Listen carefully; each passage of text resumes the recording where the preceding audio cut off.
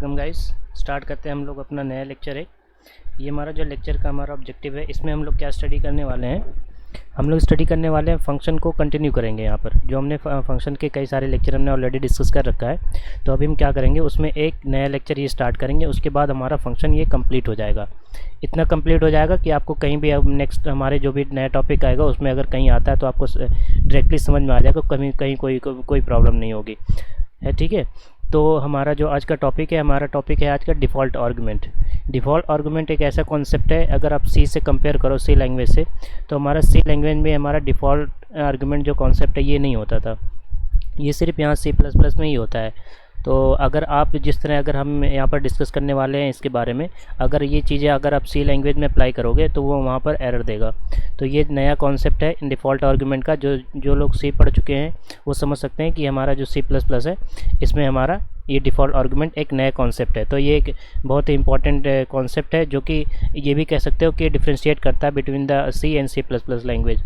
तो काफ़ी इंपॉर्टेंट चीज़ है और काफ़ी रीडेबिलिटी वगैरह में भी इंक्रीज़ करता है ये किसी फंक्शन में, और जो कोड हमारा उसमें भी हेल्प करता है।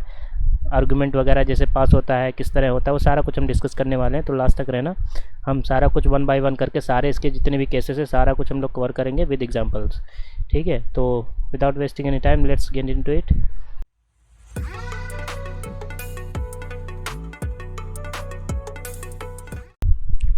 तो यार ये देखो, हमारा कोड ब्लॉक है, इस पर हमने कोड लिख रखा है। तो इसको अभी हम कुछ टाइम बाद समझते हैं। पहले हम समझ लेते हैं इसके बिहाइंड द सीन, मतलब जो हम लोग अक्सर हमेशा कॉन्सेप्ट समझते आ रखे हैं कि हमारा जो बिहाइंड द सीन क्या होता है, कैसे एग्जीक्यूट होता है, किस तरीके से चीज़ें होती है। तो चलो हम चलते हैं अपने बोर्ड पर।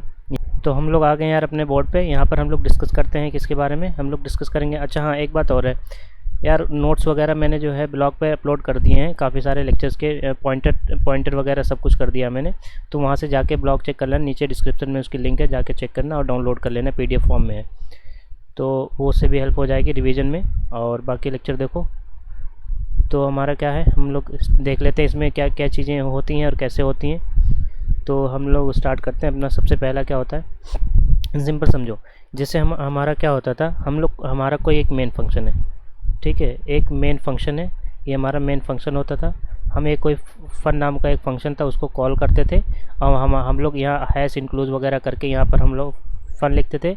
और यहाँ पर जो हमारा ये रिटर्न टाइप होता था, और यहाँ पे ये आर्गुमेंट वगैरह होते थे। ये आर्गुमेंट यहाँ पर अगर हमने पास करे तभी यहाँ पर आर्गुमेंट हमारा एक्सेप्ट करता था। इसको बोलते थे हम लोग, क्या बोलते थे, फॉर्मल आर्गुमेंट बोलते थे। और ये जो यहाँ पर आर्गुमेंट पास होता था उसको क्या बोलते थे, एक्चुअल आर्गुमेंट। ठीक है, लेकिन हमारा एक नया कॉन्सेप्ट है डिफ़ॉल्ट आर्गुमेंट। ये इन दोनों से डिफरेंट है, ये हमारा इन दोनों से डिफरेंट है। डिफरेंट क्यों है, अभी कुछ टाइम बाद आपको समझ में आ जाएंगी सारी चीज़ें वन बाय वन करके। तो स्टार्ट इसमें करते हैं हम लोग, जो है क्या होता है इसका कंसेप्ट। सबसे पहले ये समझ में आ गया कि ये हमारा डिफ़ॉल्ट आर्गुमेंट जो है ये एक्चुअल आर्गुमेंट और जो फॉर्मल आर्गुमेंट इन दोनों से काफ़ी डिफरेंट है। ठीक है, मतलब काफ़ी बहुत ज़्यादा डिफरेंट तो नहीं है, उसी की तरह है, लेकिन इसमें क्या होगा, अभी हम क्या करेंगे, डिफ़ॉल्ट आर्गुमेंट का कॉन्सेप्ट कैसे आएगा उसको हम समझेंगे कि डिफ़ॉल्ट आर्गुमेंट कैसे आता है। ठीक है, तो हम लोग जो है क्या करते हैं, देखो यहाँ पर जैसे हमने क्या करा, एक मेन टाइप का हमने फंक्शन बना दिया। ठीक है, मेन नाम का फंक्शन बना दिया हमने, एक फन नाम का एक फंक्शन कॉल करा, यहाँ पर हमने इसको कॉल करा। ये क्या है, फंक्शन कॉल, ये तो समझ ही आ रहा होगा। तो यहाँ पर फन नाम का हम यहाँ पर डेफिनेशन लिख रहे हैं। ठीक है, ये हमारे रिटर्न टाइप वगैरह नहीं लिख रहे, इतना तो आपको समझ में आएगा होगा, इतने सारे हमने लेक्चर ले रखा है। तो नहीं देखा, जाके फंक्शन के स्टार्टिंग के लेक्चर देखो, बहुत अच्छे तरीके से सारी चीज़ें समझ में आ जाएंगी। तो अब देखो क्या हो रहा है, देखो अगर हमारा जो है, अगर हम यहाँ 5 पास करें, ठीक है, अगर हम यहाँ 5 पास करें या कोई भी आर्गुमेंट यहाँ पास करें, और अगर यहाँ पर हम कोई चीज़ रिसीव नहीं कर रहे हैं, यहाँ पर हम कुछ भी आर्गुमेंट रिसीव नहीं कर रहे हैं, मतलब अगर हमारा एक्चुअल आर्गुमेंट हम कुछ सेंड कर रहे हैं लेकिन हमारे फॉर्मल आर्गुमेंट में कुछ भी नहीं है, यहाँ पर हमने ना तो कोई किसी टाइप का आर्गुमेंट ले रखा, कुछ भी नहीं है। ठीक है, तो क्या होगा, हमारा एरर आएगा।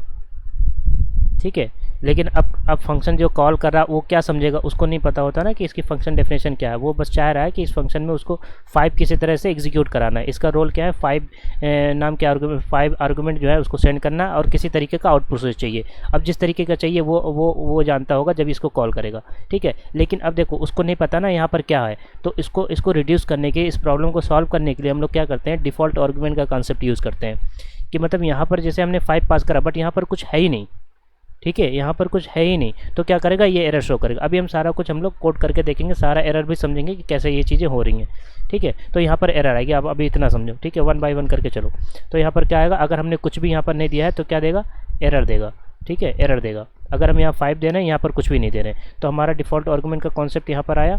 और उसके यहाँ पर क्या उसका रोल है, अभी दिखाते हैं। उसका रोल जो हमारा, अगर हमने यहाँ 5 दिया, ठीक है, तो हमने क्या करा, जैसे हमने अभी यहाँ पर कुछ भी नहीं रखा है, लेकिन अगर हम यहाँ 5 दे रहे हैं तो यहाँ में कुछ ना कुछ आर्गुमेंट होना चाहिए, ये मस्ट है।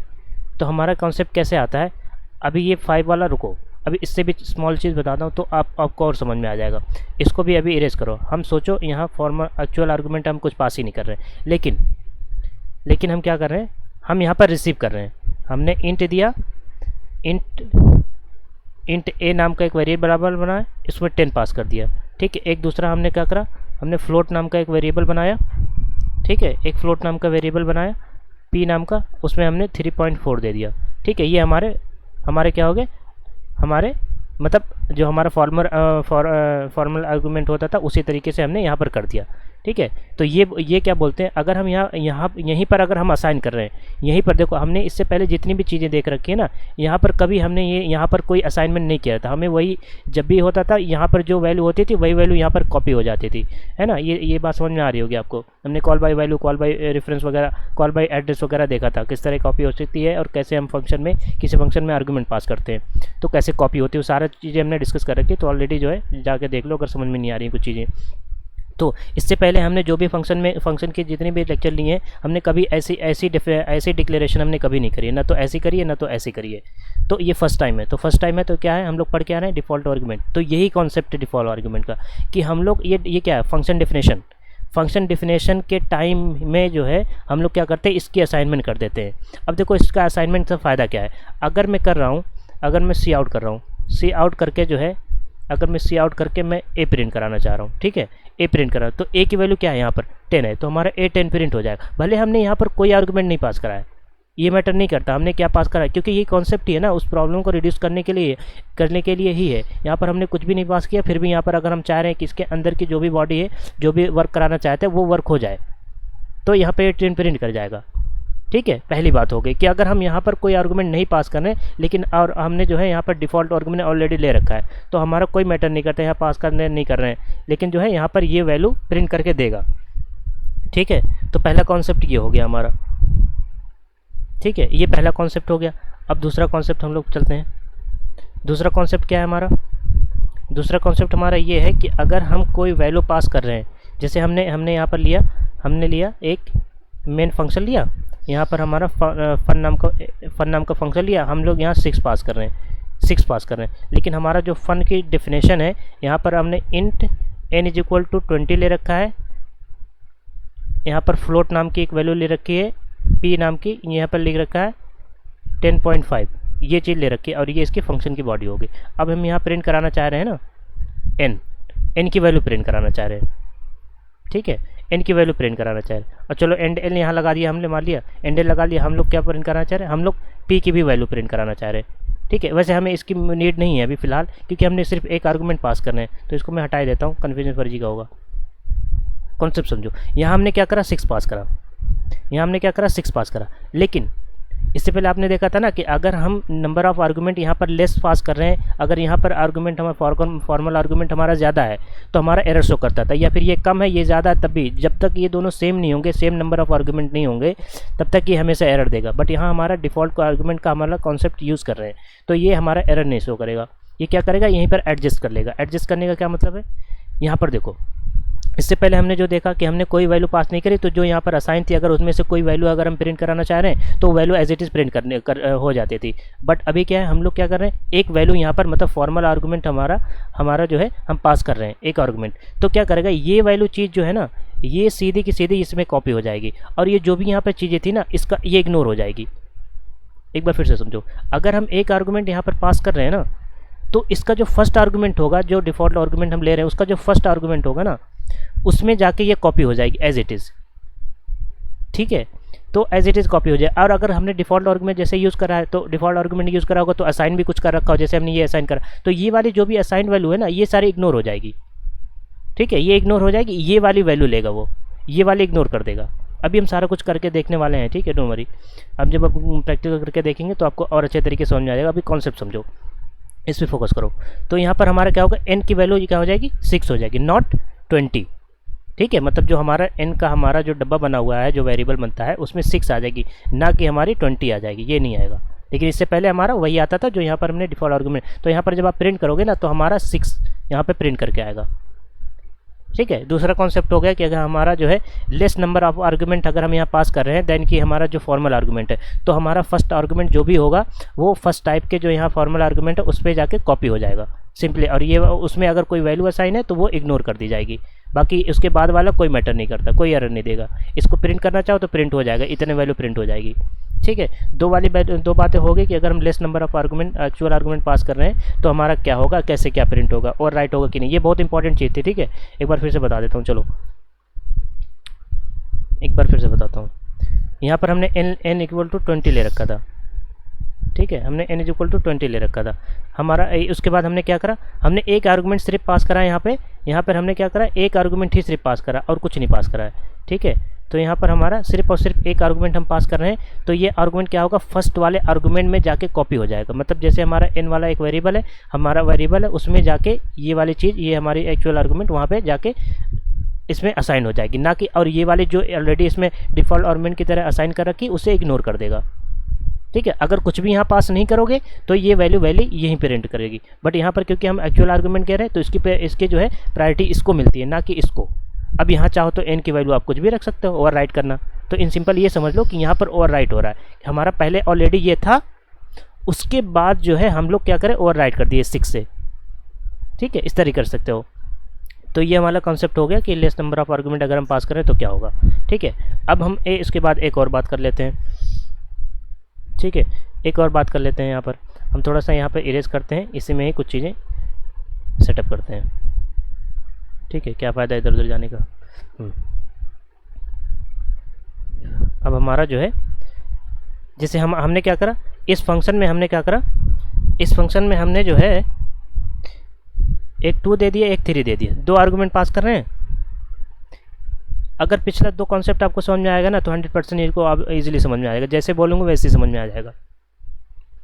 n is equal to 20, float p is equal to 10.5, ये वाली चीज़ है, और 3.5 में दे रहा हूँ इसको, ठीक है। ऐसे करते हैं तो देखो सिंपली जैसे पिछला वाला यहाँ पे कॉपी हो जा रहा था ना, अब सिंपली यहाँ पर भी यही चीज़ हो रही है, ये वाली चीज़ इसमें कॉपी हो जाएगी और ये ओवर राइट हो जाएगा, मतलब ये वाला कैंसिल हो जाएगा और इस जो डब्बा था ना इसमें 2 आ जाएगा। अब सिमिलरली ये p वाला भी डब्बा बन रखा है हमने, तो ये हमारा 10.5 था पहले, लेकिन हमने क्या करा, हमने आर्गुमेंट पास करा, तो ये सेकंड वाला आर्गुमेंट, यहाँ का जो सेकंड आर्गुमेंट है उसमें जाके कॉपी हो जाएगा। तो ये p वाले में क्या आएगा, ये हमारा 3.5 आएगा, ठीक है, ये वैल्यू यहाँ पर आएगी। तो ये समझ में आ गई ना, मतलब सीरियल वाइज ही चलेगा ये वाला। अब ये ऐसे नहीं हो सकता आपका, ये चाहो कि ये वाली चीज़ जो है, ये वाली चीज़ यहाँ पर आपकी ये वाली इसमें चली जाए और ये वाली इसमें चली गई, ये कभी नहीं होगा, ये सीरियल वाइज ही जाएगा। अगर ये इवन पोजीशन पे ये है तो इनका जो 1 पोजीशन होगा उसी पे जाएगा। अगर आप चाहोगे ना कि फ्लोट वाली चीज़ यहाँ पर लिख दें तो क्या करेगा, ये फ्लोट में कन्वर्ट करके लेगा और ये इंट में कन्वर्ट करके लेगा। अगर आप 3.5 यहाँ पर पास कर रहे हो तो सिर्फ और सिर्फ 3.5 न लेके सिर्फ 3 लेगा, कि अब 0.5 को इग्नोर कर दे क्योंकि ये इंट वाली वैल्यू है, ठीक है। एक बार और समझो, ठीक है, यहाँ पर हम लोग जो है एक बार और समझो, यहाँ पर हमारा क्या हो रहा है, यहाँ पर बेसिकली हमारा हो रहा है क्या, फर्स्ट आर्गुमेंट जो हमारा है, फर्स्ट वाले आर्गुमेंट में जो हमारा फॉर्मल आर्गुमेंट है उसमें जाके कॉपी होगा और सेकंड वाला सेकंड वाले में जाएगा। अगर इसको भी इंट करे होते ना तो कुछ नहीं होता। अगर इंट p हमने लिख रखा होगा, 10 लिख रखा होता, तब भी हमारा जो p का वेरिएबल का हमारा जो बॉक्स बना हुआ है ना इसमें 3 जाता। 3 क्यों जाता, 3.5 क्यों नहीं, क्योंकि हमने इंट ले रखा है यहाँ पर, ठीक है। तो सिर्फ इंट वाली वैल्यू ही लेगा, वो इग्नोर कर देगा डेसिमल के बाद की जो भी वैल्यू है। तो आई होप कि ये चीज़ भी आपको समझ में आ गई होंगी, ठीक है। तो हम करते हैं, अब देखो ये चीज़ें आपको समझ में आ गई होंगी। एक दो और इम्पॉर्टेंट कॉन्सेप्ट है, पहले हम चलते हैं इसको जो है क्या करते हैं, सबसे पहले इसको समझ लेते हैं, करके देखते हैं, तब आपको थोड़ा सा और अंडरस्टैंडिंग होगी। फिर उसके बाद इसके जो इंपॉर्टेंट पॉइंट है वो मैं डिस्कस करूँगा, जो कि वाइवा में एंड MCQ में काफ़ी ज़्यादा पूछे जाते हैं। तो देखो मैंने यार एग्जाम्पल एक लिख रखा है, ठीक है, टाइम वेस्ट क्यों करना लिखने में। तो देखो ये एग्जाम्पल है, इसको समझो, अभी हम समझेंगे। हाँ, इसको हम वन बाय वन करके समझेंगे ताकि आपको समझ में आ सके जो भी चीज़ें मैंने बता रखी। एक्चुअली वही जो बताई है ना वही यहाँ पर लिख रखा है, बस यहाँ समझने की बात है। देखो कुछ नहीं है, मेन फंक्शन एक वेरिएबल हमने यहाँ पर डिफाइन कर रखा है, ठीक। ये एक वेरिएबल डिफाइन कर रखा है हमने, काउंट नाम का एक 4 है, ठीक है। हमारा फर्स्ट फंक्शन कॉल हो रहा है, ये देखो हमने लिख दिया है नो आर्गूमेंट पास, कि मतलब वहाँ पर जब कंसोल आपका प्रिंट करे तो वहाँ पर आपको दिखे कि हमारा क्या हो रहा है, ठीक है। तो ये वाली चीज़ें हमने इसलिए लिख रखी है यहाँ पर ताकि वहाँ कंसोल पे भी दिखे। तो हमारा जो क्या, हम कोई आर्गूमेंट नहीं पास करें, मतलब हमारा जो फर्स्ट केस हमने लिया था ना, कोई आर्गूमेंट नहीं पास करा था, बट हमने डिफ़ॉल्ट आर्गूमेंट ऑलरेडी असाइन कर दिया था, ठीक है। तो यहाँ पर जो है क्या होगा, आपको समझ में आ रही होगी बातें। तो यहाँ पर जो है हमारा, ठीक है, तो यहाँ पर हमारा क्या हो रहा है कि यहाँ पर ये फंक्शन कॉल हुई, पहले ये लाइन आएगी, फिर उसके बाद एंड नहीं लगा तो सेम लाइन में ये चीज़ आएगी, तो ये कॉल करेगा। कॉल करने के बाद हमारा जो कंट्रोल है यहाँ पर फंक्शन पे चला जाएगा। फंक्शन के बाद क्या होगा, हमने एक कैरेट डी नाम का एक वेरिएबल बना रखा है। यहाँ पे हमने क्या वेरिएबल बना रखा है डजेंट मैटर, अगर हम कोई पास नहीं कर रहे हैं आर्गूमेंट, वो किसी भी टाइप का, फ्लोट, इंट, कैर, किसी भी टाइप, डबल, किसी भी टाइप का हो सकता है। तो हमने कैर नाम का एक वेरिएबल बना रखा है डी, ठीक है। उसमें क्या करा, असाइन करा एक कैरेक्टर, हमने ए नाम का एक कैरेक्टर असाइन करा है, मतलब एज अ डिफ़ॉल्ट आर्गूमेंट हमने ये चीज़ें दे रखी हैं। एज अ डिफ़ॉल्ट आर्गूमेंट ये है, क्योंकि हमने क्या कर, देखो डिफरेंस क्या है, एक आर्गूमेंट फॉर्मल आर्गूमेंट और डिफ़ॉल्ट आर्गूमेंट में डिफरेंस क्या हो। हम लोग जो फॉर्मल आर्गूमेंट होता है वहाँ कभी हम असाइन नहीं करते हैं at the time of definition, ठीक है। बट यहाँ पर डिफ़ॉल्ट आर्गूमेंट हम लोग क्या करते हैं, at the time of definition हम लोग डिक्लेयर करते हैं, एज वेल एज हम लोग जो है उसको असाइन भी करते हैं, क्योंकि अगर यहाँ पर कोई आर्गूमेंट पास नहीं हो रहा तो ये चीज़ें यहाँ पर ये एडजस्ट कर लेगा। तो देखो दूसरा वाला काउंट, तो हमारा यहाँ से कुछ हमने पास नहीं करा, लेकिन हमने क्या करा, हम डी की वैल्यू, देखो सी आउट के थ्रू हम लोग डी की वैल्यू प्रिंट कर रहे हैं, ठीक है। तो यहाँ पर आई इज इक्वल टू 1 हो गया, i less than equal to count तक चलेगा। काउंट की वैल्यू 3 है, तो 3 टाइम्स क्या करेगा, ए फॉर लूप चलेगा। तो सेम लाइन में जो है हमारा ए 3 टाइम्स हमारा जो आउटपुट मतलब आएगा, हम यहाँ पर लिख देते हैं, ठीक है। यहाँ पर हमारा जो आउटपुट आएगा वो हमारा ए 3 टाइम्स आएगा सेम लाइन में, ठीक है। ये वाली चीज़ लाइन चलने के बाद ये चीज़ आएगी, ठीक है। ये मैं ऐसे कर देता हूँ, ये वाली चलने के बाद ये वाली लाइन आएगी, ठीक है। उसके बाद क्या होगा, उसके बाद जब ये होगा एंड हो जाएगा, तो ये जब भी आएगा तो एक नई लाइन में आएगा क्योंकि सी आउट करा। उसके बाद हमारा जो फंक्शन था वो हमारा एंड हो गया, मतलब जो भी हमारे इसकी ब्लॉक बनी हुई थी, मतलब जो इसकी मेमोरी ब्लॉक बना हुआ था वो सारा डिस्ट्रॉय हो गया, ठीक है। ये प्रिंट करने के बाद अभी वो प्रिंट है। आपने जो है पिछले लेक्चर में हमने काफ़ी अच्छे से इसकी फंक्शन की जो मेमोरी ब्लॉक होता है कैसे एग्जीक्यूट होता है, कैसे डिस्ट्रॉय होती है इसकी मेमोरी, सारे उसको हमने बहुत पिक्टोरियल रिप्रेजेंटेशन के थ्रू डिस्कस कर रखा है, बहुत ही इंट्यूटिव वे में। तो उसे जाके देख लेना एक बार, अच्छे समझ में आ जाएगी कैसे हो रहा है ये डिस्ट्रॉय, कैसे हो रही मेमोरी इसकी। तो फिलहाल हम चलते हैं इसमें आगे। हाँ, ये हमारा काम हो गया। अब उसके बाद क्या करें, सेकंड लाइन में क्या होगा, हमारा फर्स्ट आर्गूमेंट ये वाली लाइन चलेगी, ठीक है। ये वाली चलने के बाद क्या होगा, ये आर्गूमेंट वाली लाइन चलेगी, फिर ये फंक्शन कॉल हो रहा है। इसमें हम क्या कर रहे हैं, एक ही आर्गूमेंट पास कर रहे हैं, लेकिन हमारा डिफ़ॉल्ट आर्गूमेंट क्या है, 2 है, ठीक है। तो ये क्या होगा, एरर देगा, ये जो है हमारा चल जाएगा, रन कर जाएगा, तो चल जाएगा, रन कर जाएगा मीन्स, क्योंकि ये डिफ़ॉल्ट आर्गूमेंट का कॉन्सेप्ट है। अगर यहाँ पर आप कुछ भी नहीं पास करोगे तब भी ये एज इट इज़ ये इसको लेगा, लेकिन जो अगर हम यहाँ पर पास करें तो हमारा जो प्रायोरिटी है इसको मिलेगी, ना कि ये वाली चीज़ को। ये क्या होगा, और राइट हो जाएगा, मतलब ये जो डी है ना, ये हमारा जो डी है, अब डी में ए ना जाके हमारा ये वाली चीज़ आएगी, मतलब बी आ जाएगा, ठीक है। जो डी के वैल्यू है तो हमारा जो यहाँ पर आएगा कितने, काउंट की वैल्यू कितनी है, 3 है। एक ही आर्गूमेंट ये वाला लेगा कि ये तो यहीं पर ऑलरेडी है, तो 3 टाइम्स ये फिर से चलेगा। तो हमारा अब की बार क्या प्रिंट करके आएगा, अब की बार हमारा यहाँ पर क्या है, बी, तो बी और बी 3 टाइम्स बी प्रिंट करेगा इस बार। तो मतलब ये वाली चीज़ अब यहाँ पे आउटपुट ये वाली चीज़ देगा। अब लाइन चलने के बाद अब क्या है, अब क्या हो रहा है, अब हमारा ये वाली चीज़ हो रही है। देखो अब यहाँ पर हम क्या करें, सेम नंबर ऑफ आर्गूमेंट पास करें जो यहाँ पर डिफ़ॉल्ट आर्गूमेंट में है, तो कुछ नहीं होगा। यहाँ पे ये जितनी की वैल्यू जी भी असाइन है ना, ये ओवर राइट हो जाएंगी, इस वाले वैल्यू से ओवर राइट हो जाएंगी, ये याद रखना। और यहाँ पर काउंट की वैल्यू कितनी, 4 है, तो इन सिंपल ये समझो, एक सी नाम का कैरेक्टर पास करें, दूसरा एक 4 पास कर रहे हैं, मतलब सी और 4, तो सी इसमें चला आएगा, ठीक है, ये सी इसमें चला आएगा। हमारा जो ब्लॉक बनेगी, हमारा जो ब्लॉक बनेगा ये वाला ब्लॉक, ये यहाँ ये वाला हट के हमारा सी आ जाएगा इसके ब्लॉक में, ठीक है, ये वाला सी ब्लॉक में आ जाए। और काउंट की वैल्यू 3 ना होकर 4 आ जाएगी। 4 क्यों हुई, क्योंकि हमने आर्गूमेंट में पास करा है 4, और ये इस वाले से और राइट हो जाएगी, ये इसका कोई वैल्यू नहीं, इसकी वैल्यू कोई नहीं है, ठीक है। तो हमारा काउंट की वैल्यू इस टाइम क्या होगा, तो 1 से लेके 4 तक चलेगा, 1 2 4 ये वाला लूप चलेगा, मतलब 4 टाइम चलेगा। और डी की वैल्यू प्रिंट करा रहे हैं, डी में क्या है, सी है, तो हमारा क्या प्रिंट करेगा, सी 4 टाइम। 4 टाइम क्यों किया, क्योंकि काउंट की वैल्यू 4 है, ये कह रहा 4 टाइम ये लूप को रन कराओ, ठीक है। तो हमारा इस बार इसके बाद जो हमारी वैल्यू आएगी क्या होगी, इस फंक्शन के बाद ये हमारा ये वैल्यू प्रिंट करना चाहिए, ठीक है। आई होप कि ये चीज़ें समझ में आ गई होंगी। तो रन करते हैं और देखते हैं यही वाला आउटपुट आ रहा है कि नहीं आ रहा। तो यार देख लो, मैच कर लो यहाँ पर। ठीक है, देखो हमने क्या करा था, पहले वाले में क्या है, ट्रिपल ए प्रिंट करा, देखो हमने यहाँ पर करा था ट्रिपल बी प्रिंट करा, क्योंकि काउंट की वैल्यू 3 थी। अब यहाँ पर 4C करा, 4C क्यों, क्योंकि हमने सी में आर्गूमेंट में पास कर रखा था। ठीक है, तो देखो आउटपुट देख के आपको समझ में आ गया होगा। अब मैं एरर वाली भी बताता हूँ जो अक्सर कन्फ्यूजन होती है। ठीक है, क्योंकि एरर पता होना चाहिए ना कि मतलब हम कहाँ गलती कर सकते हैं, तो उस गलती से हमें बचना चाहिए नेक्स्ट टाइम, इसलिए उसको बताना चाह रहा। ठीक है, तो अब देखो, अब छोटा छोटा करके लिखते हैं, इतना नहीं देखते। यहाँ पर हम लोग इसको हटाते हैं। ठीक, इसको भी, फॉर लूप को भी हटा देते हैं, इसको भी हटाओ। ठीक है, अब हमारा क्या होगा, अगर हम यहाँ पर जो है हम पास कर रहे हैं,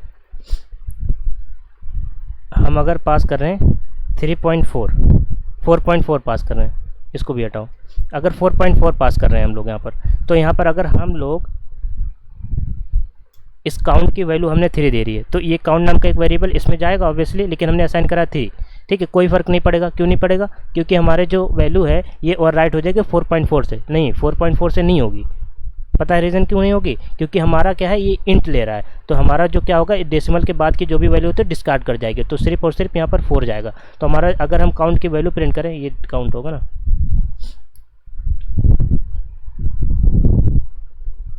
ये हमारा काउंट, तो हम करेंगे ना, तो अभी देखना 4 इसकी वैल्यू आएगी।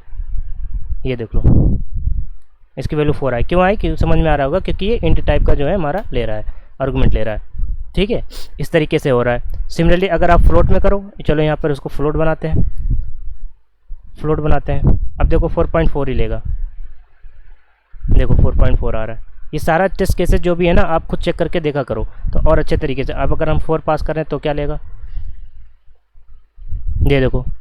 ठीक है, क्योंकि वो क्या होता है, हमारा टाइप कास्ट हो जाता है उसमें सिंपली। तो ये इस तरीके से चीज़ें हैं। ठीक है, तो अब हमारा ये वाली चीज़ कॉन्सेप्ट क्लियर हो गया है कि क्या होता है। अब हम डिस्कस कर लेते हैं एरर के बारे में, और बहुत ही ज़्यादा जो इंपॉर्टेंट इसके कॉन्सेप्ट की पॉइंट है, जो एमसीक्यू में वगैरह में या फिर वाइमा में पास करे जाते हैं। अगर आपने ये चीज़ डिफाइन नहीं करी है ना, ठीक है, ये डिफाइन नहीं करिए कहीं भी।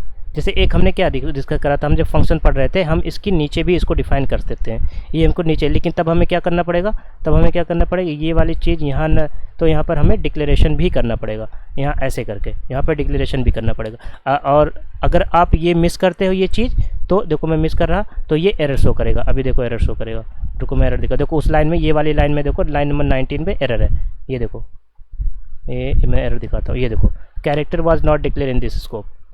ठीक है, मतलब वो फंक्शन जो है हमारा, कैर नाम का जो फंक्शन है वो कहीं है ही नहीं, एग्जिस्ट ही नहीं कर रहा। ठीक है, तो ये इंपॉर्टेंट कॉन्सेप्ट है, इसको समझ लो कि हमारा जो है डिक्लेयर करना हमारा मैंडेटरी है, अगर नहीं करोगे तो एरर देगा। ठीक, अब हम क्या करते हैं, अब थोड़ा सा और इसमें जो है बैक चलते हैं, इसको सबसे पहले इरेज करो।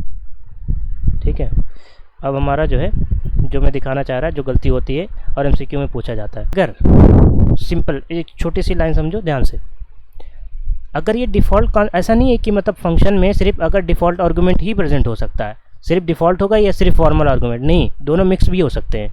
ठीक है, डिफ़ॉल्ट आर्गूमेंट भी हो सकता है और जो है हमारा फॉर्मल आर्गूमेंट भी हो सकता है। देखो सिंपल, ये देखो, ये क्या हो गया, डिफ़ॉल्ट आर्गूमेंट हो गया कि नहीं हो गया, सॉरी, ये हमारा फॉर्मल आर्गूमेंट हो गया कि नहीं हो गया, क्योंकि हमने इसको असाइन नहीं करा है। तो क्या करेगा, इस फंक्शन में हमने सी पास करा है, तो सी नाम की वेरिएबल जो भी है उसमें सी चला जाएगा, काउंट में हमारा क्या होगा, ये क्योंकि हमारा 4 यहाँ पास करें तो यहाँ पर 4 बन जाएगा। ठीक है, अगर हमारा जो है यहाँ पर अगर हम पास करें, डी की वैल्यू पास कर रहे हैं, सी प्रिंट करेगा सिंपल। अभी देखो सी प्रिंट कर जाएगा, ये देखो सी प्रिंट कर रहा है कि नहीं कर रहा। मतलब इन सिंपल नहीं बताना ये चाह रहा है कि फॉर्मल आर्गूमेंट और डिफ़ॉल्ट आर्गूमेंट दोनों एग्जिस्ट करते हैं ऐसे एट द सेम टाइम। तो ये देखो, देख लो, ये फॉर्मल आर्गूमेंट है, ये डिफ़ॉल्ट आर्गूमेंट है, ये चीज़ भी आपको क्लियर हो रही होगी। ठीक है, तो इंपॉर्टेंट कॉन्सेप्ट यहाँ पर ये है कि आपने जैसे ये करा है, मैं अगर चाहूँ, मैं अगर कहूँ ये वाली चीज़ यहाँ उठा के कर दो और ये वाली चीज़ यहाँ कर दो, ठीक है, तो देखते हैं क्या आता है।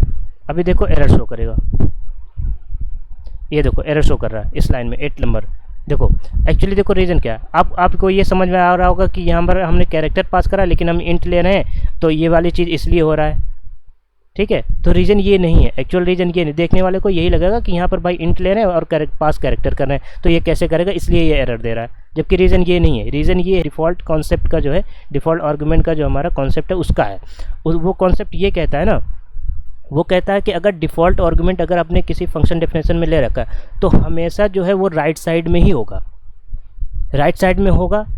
इसका मतलब ये है कि अगर ये लेफ्ट में हुआ तो उसके राइट साइड जितने भी आर्गूमेंट होंगे ना वो सारे डिफ़ॉल्ट आर्गूमेंट होना चाहिए। अगर मैं इसकी वैल्यू टी दे दूँ तो हमारा ये वर्क करेगा, ठीक है। हाँ, कुछ अलग अलग अजीब अजीब तरीके से वैल्यू इसकी आएगी, लेकिन ये करेगा। देखो अजीब अजीब से आ रही ना, ये देखो, ठीक है। ये कुछ भी यहाँ पर आ सकता है, मतलब गार्बेज वैल्यू समझ सकते हो, ठीक है। तो देखो वर्क करा ना, लेकिन अगर मैं कहूँ कि ये वाली चीज़ मैंने हटा दी तो देखो एरर आएगा। ये देखो इस लाइन में, ये देखो, ये अभी यहाँ देखना, ये देखो default argument missing for parameter 2 of wide, ठीक है, ये वाली चीज़ वैल्यू, ठीक है। क्योंकि रीज़न यही है, इसके वैल्यू जो भी सब्सिक्वेंट होंगे ना, मतलब इसके बाद के जो भी होंगे ना, अगर आपने लेफ्ट साइड में डिफ़ॉल्ट आर्गुमेंट लिख रखा है तो उसके राइट में फॉर्मल आर्गुमेंट नहीं हो सकता। ये आप नोट डाउन करके एकदम इंपॉर्टेंट नोट में लिख लो कि ये कभी नहीं हो सकता। मैंने एक MCQ भी बना रखा है, उसका आप आंसर देना, आपको सारी चीज़ें समझ में आ जाएंगी अगर आपने उसका सही सही आंसर दे दिया, ठीक है। इसी कॉन्सेप्ट से रिलेटेड है, इसलिए मैंने उसको ले रखा है ताकि आपको और अच्छी क्लैरिटी आ जाए, ठीक है। तो मतलब अगर आप इन नंबर ऑफ डिफ़ॉल्ट आर्गुमेंट इसके राइट साइड में दे सकते हो, ठीक है, लेकिन आप यहाँ पर फॉर्मल आर्गुमेंट नहीं दे सकते अगर लेफ्ट साइड में आपका डिफ़ॉल्ट आर्गुमेंट है, ठीक है। तो ये चीज़ आई थिंक आपको डिफ़ॉल्ट आर्गुमेंट का सारा कॉन्सेप्ट, देखो मैंने 1 बाय 1 करके सारी चीज़ें क्लियर कर दी हैं यार। तो आई होप कि ये चीज़ें जो है सारी कुछ समझ में आ गई है। और अगर कोई प्रॉब्लम है तो कमेंट करके पूछो। और जो भी फंक्शन है ना, देखो फंक्शन में कई सारी बातें मैंने बताई हैं, तो कुछ चीज़ें अगर फंक्शन में भी समझ नहीं आई है ना, तो आप जाके जो है पिछला लेक्चर जो मेरा है फंक्शन पे, कई सारे हमने ऑलरेडी डिस्कस कर रखे हैं, आई थिंक ये 5th या 6th लेक्चर है, तो आप जो है उसको 1 बाय 1 करके देखो और सारी चीज़ें समझो। मैंने मेमोरी ब्लॉक वगैरह बना के बहुत अच्छे तरीके से दिखा रखा है कि कैसे बिहाइंड द सीन जो है वर्क करता है। यहाँ तो हम लोग सिर्फ क्या कर रहे हैं, यहाँ पर हम लोग सिर्फ जो है कोड कर रहे हैं, लेकिन बिहाइंड द सीन मैंने अच्छे तरीके से ऐसे बना के ये सारी चीज़ें ऐसे बना के बहुत अच्छे तरीके से चीज़ों को समझा रखा है। तो आप प्लीज़ जाके उसको देख लो। और हाँ, नोट्स वगैरह भी एक्सेस कर लेना जाके, वहाँ ब्लॉग में मैंने लग रखा है, PDF के फॉर्म में है, उसमें लिंक पे क्लिक करना, आप PDF मिल जाएगी, उसको वहाँ पे डाउनलोड कर लेना। और रिवीजन के लिए पर्पज़ के लिए उसे आप यूज़ कर सकते हो, चाहो तो प्रिंट वगैरह भी करा लेना अगर आप अच्छी लगे, ठीक है। और आई होप कि यार लाइक वगैरह भी कर दियो और सब्सक्राइब अगर फर्स्ट टाइम आए हो तो कर देना। और जो बात ये है हमारी, जो हमारा क्विज़ की बात कर रहा था मैं, वो ये है, ठीक है, वो ये है। आपको सिर्फ और सिर्फ इसमें देखो यही आपको टेस्ट करना है कि आपका डिफ़ॉल्ट आर्गुमेंट का कॉन्सेप्ट समझ में आया कि नहीं समझ में आया, यही चेक करने के लिए। इसमें आपको बताना वैलिड है या नहीं है, ये वाला आर्गुमेंट, ये वाला मतलब जो डेफिनेशन, फंक्शन की डेफिनेशन, ये समझ आ रहा है ना, फंक्शन डेफिनेशन है, ये रिटर्न टाइप है, ये सारी चीज़ें यहाँ पर ये वैलिड होगा, ये वाले स्टेटमेंट वैलिड है कि नहीं है, ये वाला वैलिड है या नहीं है, ये वाला वैलिड है या नहीं है, ये वैलिड है या वैलिड नहीं है, ये सारी चीज़ें आपको बतानी है, सिंपल, ठीक है। ये फंक्शन डिक्लेरेशन की बात हो रही है। आप इन सिंपल कुछ नहीं समझोगा, बस ये चीज़ देखो, ये चीज़ देखो, जो इसके आर्गुमेंट है ना, कुछ भी मत देखो, सिर्फ आर्गुमेंट जो है वो कितने नंबर है और किस वे में है। लास्ट टाइम पे, लास्ट मोमेंट में जो मैंने बताई है ना बातें, वो बहुत ज़्यादा इंपॉर्टेंट बात है। तो आप उसे कॉन्सेप्ट को देखो, अगर नहीं समझ में आए एक बार फिर से जाके देखो और इसका आंसर दो कमेंट करके, ABC ऐसे करके देना, ठीक है, ताकि मुझे समझ में अगर कोई प्रॉब्लम हुई तो मैं उसे बता दूंगा, करेक्ट कर दूंगा। तो ठीक है यार, आज के लिए बस इतना ही करते हैं।